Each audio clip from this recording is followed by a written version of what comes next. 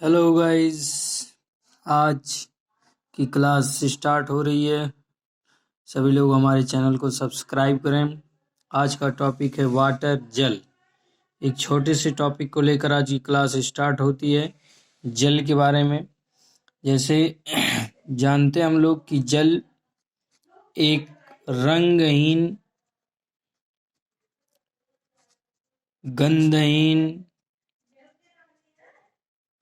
गंधहीन, स्वादहीन द्रव्य है। स्वादहीन द्रव्य है।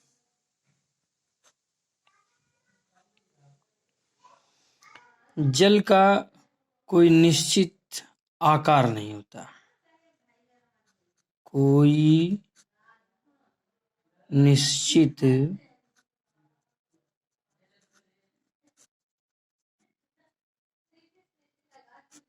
आकार नहीं होता, बट आयतन निश्चित होता है। आयतन निश्चित होता है। आयतन निश्चित होता है। जल के बारे में जाने तो जल जो एक छोटा सा प्रश्न है कि जल होता क्या है। तत्व है, परमाणु है, अणु है, यौगिक है, मिश्रण है। तो जल एक यौगिक है। जल एक यौगिक है जो कि हाइड्रोजन और ऑक्सीजन के डाई एटॉमिक मॉलिक्यूल से मिलकर द्विपरमाणु से मिलकर बना हुआ है। हाइड्रोजन और ऑक्सीजन से मिलकर जल यौगिक का निर्माण होता है। तो ये पहला प्रश्न बनता है कि जल क्या चीज है। तो जल एक यौगिक है। अगर दूसरा आगे इसमें क्वेश्चन बनता है कि जल में हाइड्रोजन और ऑक्सीजन का द्रव्यमान अनुपात, जल में हाइड्रोजन और ऑक्सीजन का द्रव्यमान अनुपात 1:8, 1:8 होता है।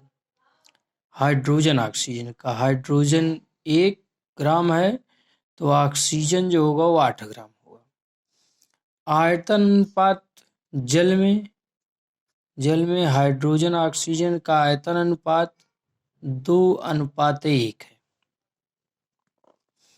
एक यहाँ पर अगर जल एक ऐसा तत्व है, जल एक यौगिक है जिसमें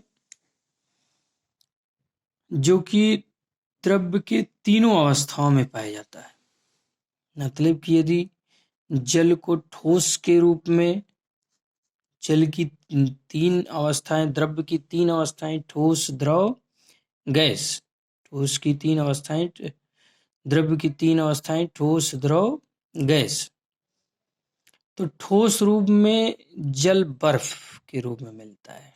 ठोस के रूप में जल बर्फ के रूप में मिलता है। बाकी द्रव रूप में जल है ही द्रव रूप में। गैस की बात करें तो गैस के रूप में जल भाप के रूप में प्राप्त होता है जल। तो इस तरीके से जल एक ऐसा वंडर लिक्विड जिसको बोलते हैं, water is a wonder liquid. जल एक आश्चर्यजनक द्रव है जो तीनों अवस्थाओं में, द्रव्य की तीनों अवस्थाओं में पाया जाता है। ठोस, द्रव, गैस। ठोस के रूप में बर्फ, द्रव के रूप में जल के रूप में है, गैस के रूप में भाप में पाया जाता है। यहाँ पर जल के क्वथनांक की बात करें, जो बोलते हैं बॉइलिंग पॉइंट, जल का क्वथनांक जो होता है, बॉइलिंग पॉइंट जो होती है 100 degree centigrade. Means 100 degree centigrade पे जल बॉयल करने लगता है, बबल्स बनने लगते हैं, बुलबुले बनते हैं उसमें। और जो जल का वाष्पन होगा, मीन्स इवापोरेशन जो होगा, वो below 100 degree centigrade, 100 degree centigrade से नीचे मानी जाती है। फिर बर्फ का गलनांक, बर्फ का गलनांक, तो बर्फ का गलनांक जो होगा वो 0 डिग्री सेंटीग्रेड होगा। बर्फ का गलनांक 0 डिग्री सेंटीग्रेड होगा। बर्फ 0 डिग्री सेंटीग्रेड बर्फ का गलनांक। दूसरी अगली जानकारी जल के बारे में कि जल का घनत्व, जल के घनत्व की बात करें तो एसआई यूनिट, जो सिस्टम ऑफ यूनिट्स हैं, एसआई यूनिट्स में जल का घनत्व 1000 किलोग्राम पर मीटर क्यूब है। और सीजीएस यूनिट में 1 ग्राम पर सेंटीमीटर क्यूब होता है। तो जल के घनत्व की बात है कि 1000 किलोग्राम पर मीटर क्यूब, और सीजीएस यूनिट जो है 1 ग्राम पर सेंटीमीटर क्यूब है।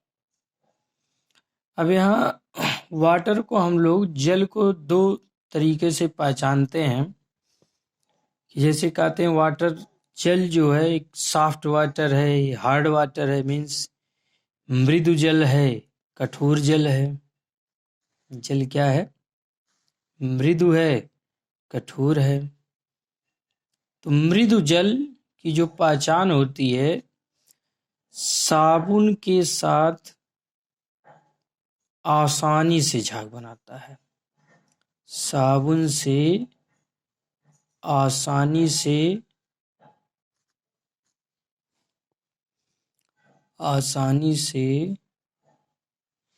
झाग बनाता है। मीन्स इंग्लिश में बोलते हैं इसको लेदर फॉर्म।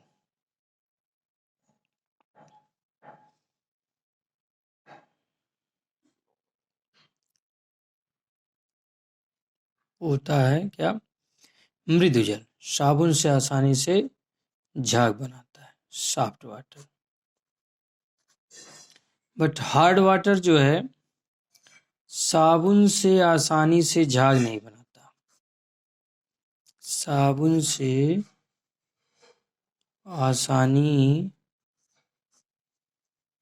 से झाग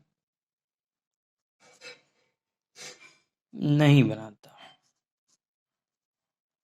साबुन से आसानी से झाग नहीं बनाता। तो ये जल हो जाते हैं, जो कठोर जल की बात है। कठोर जल, मृदु जल, कठोर जल। मृदु जल साबुन से आसानी से झाग बनाता है, कठोर जल साबुन से आसानी से झाग नहीं बनाता है। अब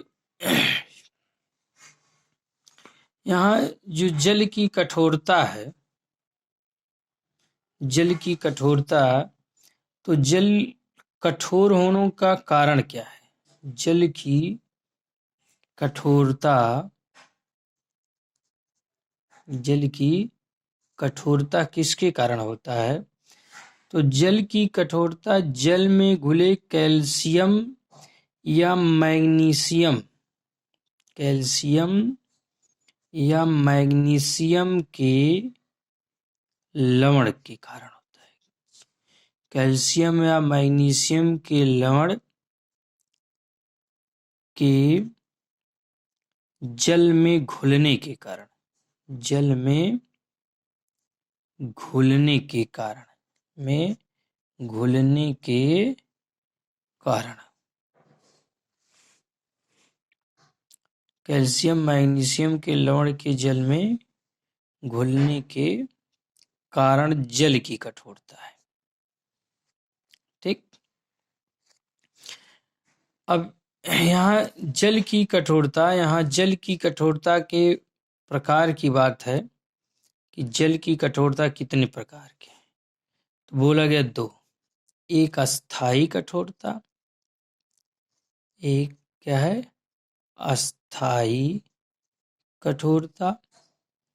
अस्थाई कठोरता कैल्शियम के हाइड्रोजन कार्बोनेट या मैग्नीशियम के हाइड्रोजन कार्बोनेट के घुले होने के कारण होते हैं। जल की अस्थाई कठोरता कैल्शियम और मैग्नीशियम के कार्बोनेट के घुले होने के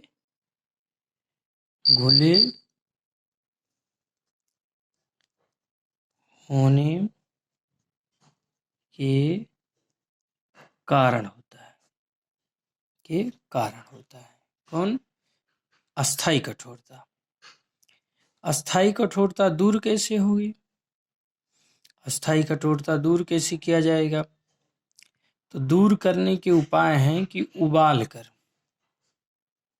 क्या है, उबाल कर पानी को उबाल लेंगे।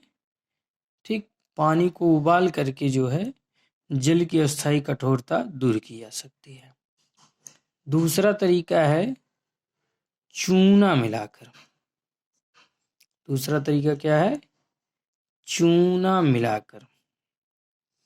चूना मिलाकर जल की अस्थाई कठोरता दूर करते हैं। इसे क्लार्क विधि कहते हैं। इसे क्या कहते हैं? क्लार्क विधि कहते हैं। ठीक, तो जल की अस्थाई कठोरता को दूर करने के दो तरीके हैं, एक तो उबाल कर, दूसरा चूना मिलाकर, जिसे बोला गया क्या, क्लार्क विधि। तो यह अस्थाई कठोरता की बात थी।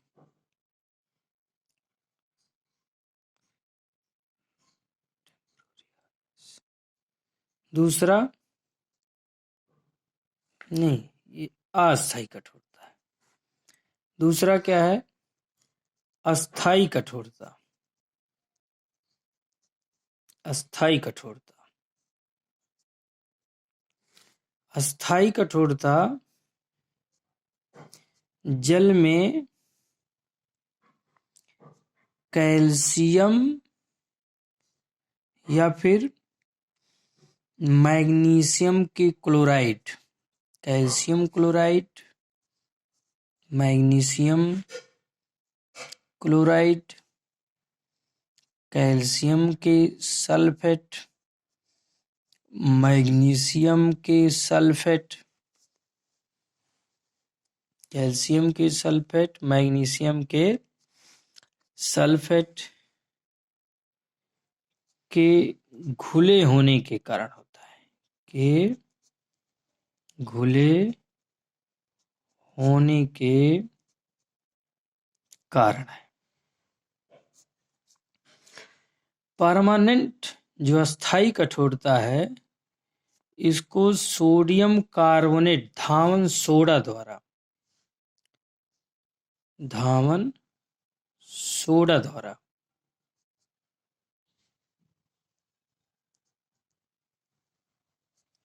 धावन सोडा द्वारा दूर करते हैं। धावन सोडा द्वारा दूर करते हैं। तो यहाँ पर जल की दो तरह की कठोरता की बात हुई, अस्थाई कठोरता और अस्थाई कठोरता। धन्यवाद। आज के लिए इतना ही।